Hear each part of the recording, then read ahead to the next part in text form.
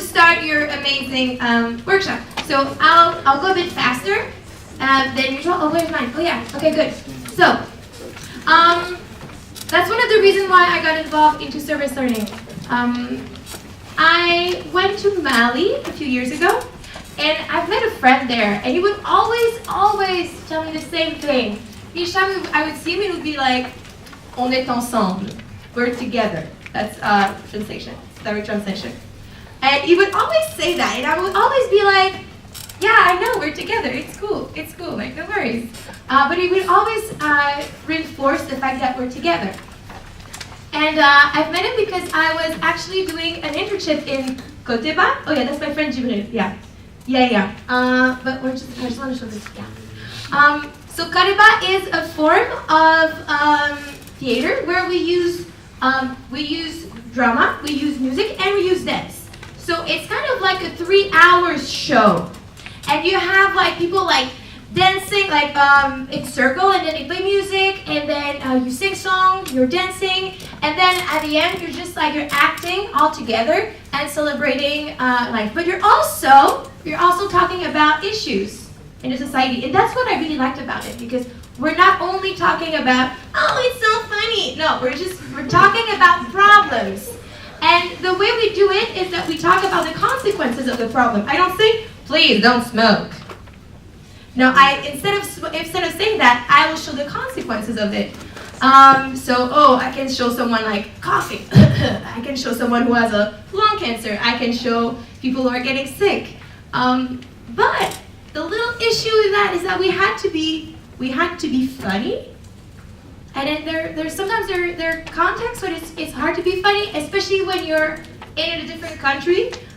So it was really challenging, and I was lucky enough to have my friend Jibril Cissé.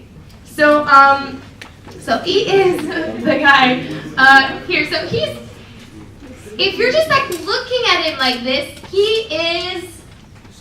looks normal. He looks normal. He didn't have a great education. He didn't have a good education. He finished high school. That was it. And he managed to find to be able to study in a police school because it was cheap. And then his parents were like, okay, it's okay, you can go there. And he was the oldest in the family, so you're like, okay, you can go there and do that. But he's one of the person that inspired me the most in life, because if you would just like observe him for more than 5 minutes, you would notice that he was nothing. He was not ordinary at all. He was extraordinary. And in the story, I will tell you a bit why later. So we're in Mali, in Africa, Western Africa. It is really hot in the summer, and we've been there for Here we're in Bamako. So this is where the story happens, and I will go. So I have another friend, Jade, who is in the picture. She was at the time she was responsible of a group in Tiama. She was responsible of a group of volunteers, and they would just do some service learning, and something that you've probably done while you were traveling as well. So she, by doing Koteba, we were always like trying to learn about the issues of the society, and then one of the issue that we talked about and that we made fun of, we had abortion, we had clean water, we had people like pollution, and then there was this other thing called female genital mutilation. Female genital mutilation. I don't need to explain it, I can just repeat the word another time. Female genital mutilation.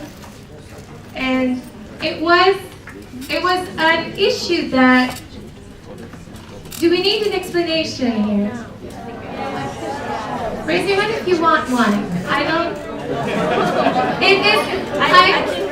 I can do a PG one. Okay, so female genital mutilation. So females and males have private parts, and in some cases, in some cultures, some countries, it is the norm to change through surgery the private parts so that maybe a woman can't have babies anymore, they can't get pregnant anymore.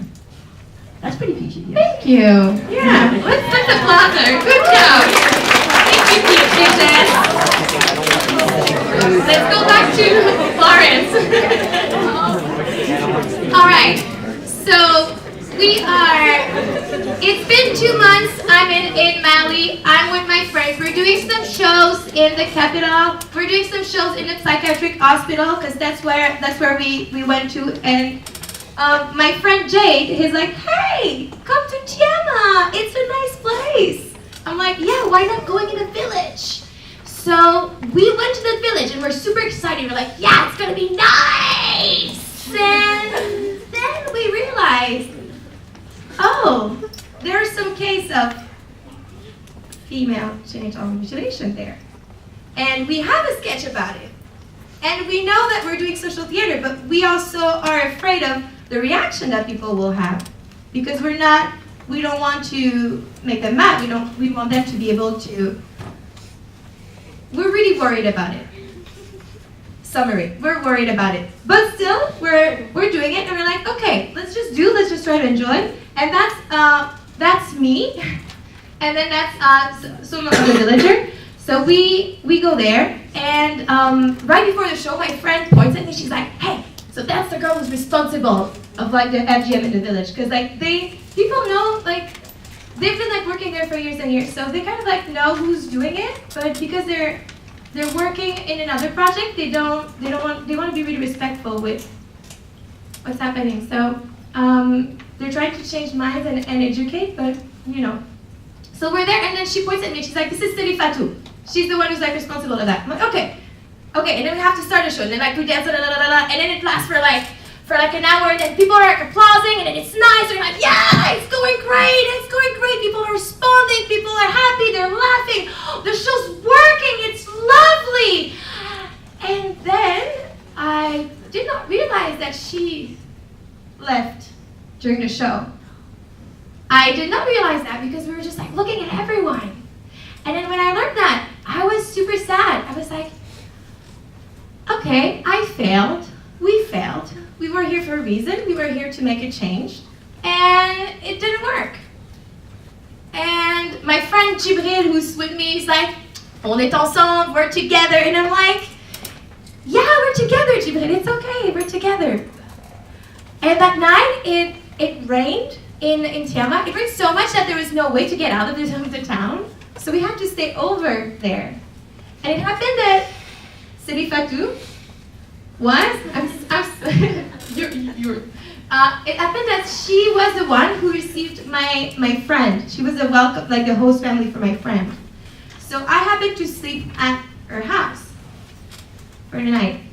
And she was really nice. She was really sweet. She was really welcoming. And I realized that, sometimes you think that like people are doing mean things that are like, it's all like black or white. You're like, you're doing mean things, you're mean, you're doing things that I disagree with, it's because you're bad, but it's not the case in real life. Like this Sidi Fatou was like super, super sweet with me.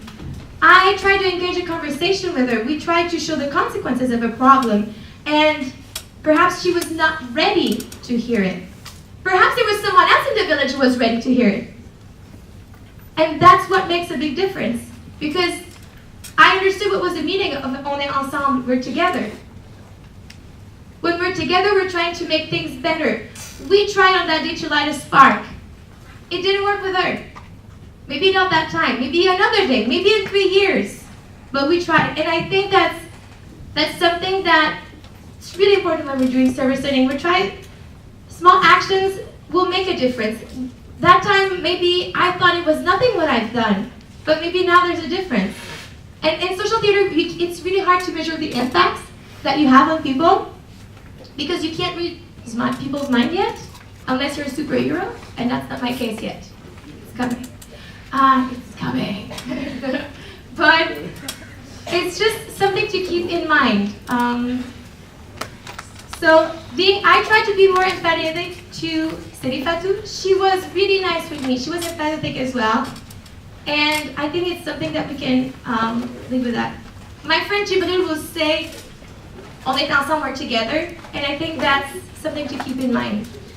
He passed away 2 years ago in a car accident, and that's one of the reasons why I also want to open a school, because he's one of the he looks super normal, but he is more extraordinary person that I ever met. And I do believe that it doesn't matter what you look like, everyone's extraordinary, everyone can make a change. Thank you. That's good,